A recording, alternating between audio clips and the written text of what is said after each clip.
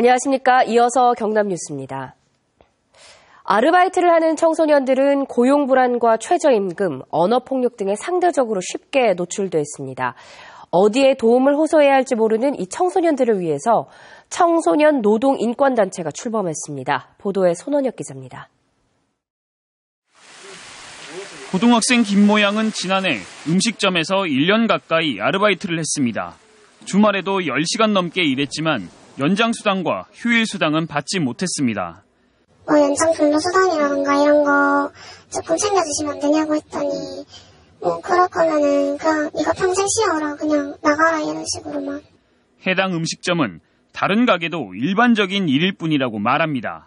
조그마한 프랜차이즈 같은 매장들은 6일 근무해서 휴일수당, 연장수당 전부 다 끊어주는 매장은 거의 없습니다. 수당은커녕 아예 돈을 받지 못하는 일도 있습니다. 어른이었으면 그냥 바로 줬는데 학생이니까 막 무시 같은 것도 하고 안 줘도 되겠다 이런 생각도 하면서. 돈을 받지 못해도 관련 지식이 없다 보니 도움을 청할 것도 없습니다. 경남 비정규직지원센터가 지난해 고등학생을 대상으로 조사한 결과 부당한 대우를 받았을 때 42%가 그냥 일을 했다고 답했고 교사나 노동부 등의 도움을 요청한 청소년은 8.7%에 그쳤습니다. 이 때문에 만들어진 것이 경남 청소년 노동인권 네트워크입니다. 임금체불, 심지어는 성희롱과 폭력 등의 심각한 인권 침해 무방비 상태로 청소년 노동단체와 교원단체 등이 참여했습니다. 학생들이 바로 나이 문제임에도 불구하고 노동의 가치나 의미 교육을 받지 못하고 있는 현실입니다. 이 단체는 체불임금 받는 법 등 노동인권 교육과 연구, 홍보 사업을 학교를 중심으로 벌일 계획입니다. KBS 뉴스 손원혁입니다. 사천시와 고성군이 삼천포 화력발전소 터중 일부를 놓고 관할권 다툼을 벌이고 있습니다. 행정구역이 맞닿아 있어 이웃사촌이나 다를 바 없는 이 두 시군이 땅 싸움으로 법정까지 가게 된 사연, 김소영 기자가 취재했습니다. 화력발전소에서 나오는 석탄재를 처리하는 회사장입니다. 지난 1985년 매립된 이곳은 지금까지 행정구역상 고성군 관할이었습니다. 그런데 최근 사천시가 이곳의 일부 관할권을 주장하며 고성군을 상대로 권한쟁의 심판을 청구했습니다. 사천시는 매립 전 이터의 해상 관할구역이 사천시였다고 주장합니다. 우리 자치 권한을 침해하였거나 장래 처분이 계속 침해할 것으로 예견되기 때문에 그것을 방지하자는 차원에서. 하지만 고성군은 30년 넘게 이곳을 관리해왔다며 관할권을 내놓을 수 없다고 맞섭니다.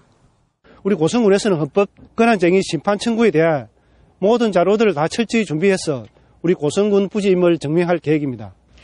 발전소 내 부지 일부를 놓고 두 시군이 관할권 다툼을 벌이면서 그 배경에 관심이 쏠리고 있습니다. 삼천포 화력발전소 소재지인 고성군이 지역자원시설세 등 각종 명목으로 받는 세금과 지원금은 한 해 53억 원. 반면 인접한 사천시는 소재지가 아니어서 한 해 지원금이 13억 원에 불과합니다. 헌법재판소의 심리가 시작되면 관할권을 둘러싼 양시군의 공방은 더욱 가열될 것으로 보입니다. KBS 뉴스 김소영입니다. 어제 저녁 9시 10분쯤 창원시 동정동 창원역 인근 철로에서 65살 고모 씨가 진주에서 동대구 방향으로 달리던 무궁화호 열차에 치여 그 자리에서 숨졌습니다. 이 사고로 열차의 운행이 40분 정도 지연됐습니다. 경찰은 출입금지 구간에서 사고가 난 것으로 보고 열차 기관사 등을 상대로 정확한 사고 원인을 조사하고 있습니다.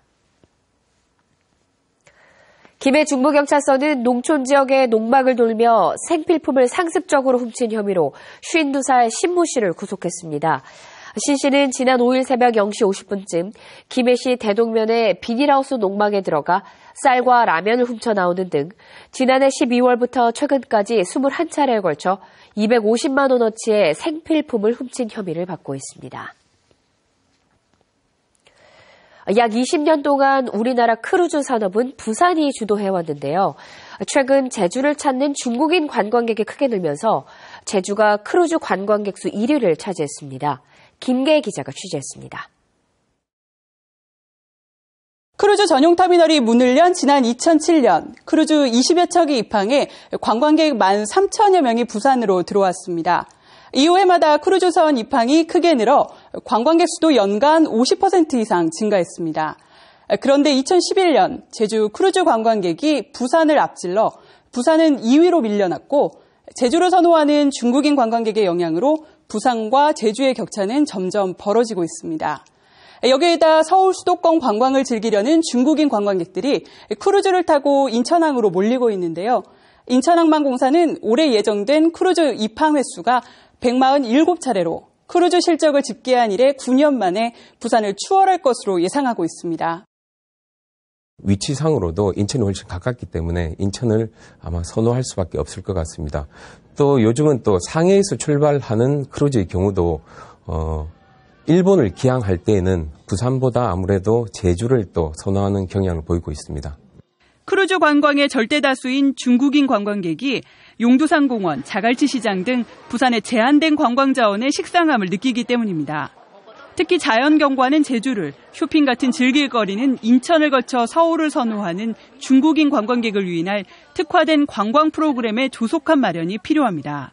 기항지 관광 상품들을 개발할 수 있는 인바운드 여행사들을 더욱더 양성해서 프로그램을 다양하게 해서 의료, 그리고 해운대 비치, 그리고 스토리가 있는 중국 관광객에게 맞는 그런 관광 상품을 현재 부산항만공사가 전담하고 있는 크루즈선 기항 유치를 크루즈와 해양 관광의 전문가가 포함된 전담 조직이 맡아야 한다는 점도 지적되고 있습니다.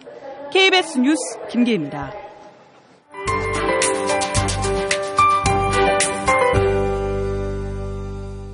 햇볕은 따스한 봄인데 바람이 아직 차가운 겨울 같죠? 오늘도 평년 기온을 밑돌며 춥기 때문에 옷차림 따뜻하게 하셔야겠습니다. 창원을 살펴보면 아침 기온 오늘 영하권에서 출발했고요. 지금도 찬바람이 약간 강하게 불고 있습니다. 낮 동안의 기온이 어제보다 5도가량 높겠는데요. 이번 추위는 내일 낮부터 조금씩 풀리겠습니다. 한편 건조함은 날로 심해지고 있습니다. 현재 경남 지역은 11개 시군에서 건조주의보가 발효 중입니다. 요즘같이 기온 변화가 크고 또 건조한 날씨에는 따뜻한 차와 물을 많이 마셔주셔야 합니다. 또 연일 산불 소식이 들려오는데요. 불이 나지 않도록 불조심하셔야겠습니다. 현재 경남 지역은 청명한 날씨를 보이고 있는데요. 오늘 우리 지역 대체로 이렇게 맑은 날씨가 이어집니다. 단 대기는 매우 건조하겠고요. 찬바람이 약간 강하게 불며 춥겠습니다. 오늘 아침 창녕의 경우 영하 7.1도까지 기온이 뚝 떨어졌습니다. 낮 동안에는 11도 안팎까지 올라 일교차가 크겠습니다. 서부 지역 간간히 구름이 지나겠고요. 바람이 약간 강하게 불겠습니다. 오늘 낮 최고 기온은 진주 11도, 사천 12도 등으로 어제보다 4도에서 약 7도가량 높겠습니다. 바다의 물결은 동해남부 먼바다에서 최고 5m로 매우 거세게 일겠고요. 오늘 해상에서 바람도 강하게 불 것으로 예상됩니다. 이번 추위는 내일 낮부터 차츰 풀릴 것으로 예상되고요. 이 주말부터는 포근한 봄 날씨가 이어지겠습니다. 기상연구였습니다. 전국 동시조합장 선거가 오늘 아침 7시부터 농축협과 수협, 산림조합 등 경남 237개 투표소에서 진행되고 있습니다. 경남에선 무투표 당선이 된 27명을 제외한 144명의 조합장을 새로 선출하며 444명의 조합장 후보가 나서 경쟁률은 2.6대 1입니다. 투표 시간은 오늘 오후 5시까지고 경남의 조합원 유권자는 29만 2천여 명입니다. 의령군 한우산 일대 풍력발전단지 조성을 두고 한우산 인근마을 주민 150여 명이 풍력발전 반대 집회를 열었습니다. 의령 한우산 풍력발전 반대대책위는 어제 의령군청 앞에서 풍력발전소 건설로 소음과 저주파가 우려되고 산사태 위험도 커진다며 풍력발전소 건설을 반대한다고 밝혔습니다. 의령 풍력발전단지 사업은 한우산과 매봉산 등선 4km 구간에 750kW 규모의 풍력발전기 25기를 짓는 사업으로 이달 말 착공을 앞두고 있습니다. 지난 5일 창원 동읍 등굣길 마을버스 사고와 관련한 경남교육청의 대처에 대해 박종훈 교육감이 허점을 인정하고 대책을 지시했습니다. 박 교육감은 간부회의에서 지난 5일 아침 마을버스 전복사고가 나 학생 29명이 다쳤는데 24시간이 지난 뒤에도 보고가 안 됐고 출장 중에 이 사실을 알았다며 교육감이 학생 안전을 직접 챙기겠다고 했는데 이런 결과가 나온 것은 시스템의 문제인지 사람의 문제인지 분명히 따져보고 대책을 세우라고 지시했습니다. 경남교육청은 사고 당일 피해 학생 파악 등 대처를 제대로 하지 않아 업무 체계에 허점을 드러냈습니다. 창원시 마산합포구 창동예술촌에 3.15 의거를 기리는 꽃 골목이 생깁니다. 창동예술촌에 살고 있는 예술가와 상인 등 315명은 3.15 의거를 기리기 위해 1인당 10,000원씩 모아 창동예술촌 옛 시민극장부터 부림시장 사이에 꽃 골목을 조성한다고 밝혔습니다. 꽃 골목 개소식은 3.15 의거 55주년 하루 전인 오늘 14일 오후 3시에 열립니다. 휴일과 야간에도 전문의가 진료하는 소아과 병의원이 경남 지역에 2곳이 운영됩니다. 보건복지부는 야간과 휴일에도 진료하는 달빛 어린이병원을 기존 9곳에서 15곳으로 늘린 가운데 경남에도 양산 지역이 추가로 지정되면서 모두 2곳이 운영된다고 밝혔습니다. 달빛 어린이병원은 365일 자정까지 진료하고 휴일에도 저녁 6시까지 운영하는 소아과 병의원으로 경남 지역에는 김해중앙병원과 양산 웅상중앙병원이 지정됐습니다. KBS 아나운서실 한국어연구회가 직접 제작한 한국어 포스터들을 한자리에서 볼 수 있는 시청자와 함께하는 한국어 포스터 전시회가 오늘 13일까지 KBS 창원방송 총국 로비에서 열립니다. 거제 지역 작가 초대전 환상의 봄, 팬시스 스프링이 오늘부터 거제 문화예술회관에서 전시됩니다. 콜라주 기법을 활용해 텍스트의 유희를 표현한 전시, 텍스트 콜라주전이 오는 5월 13일까지 경남 도립미술관에서 전시됩니다. KBS 뉴스를 마칩니다. 고맙습니다.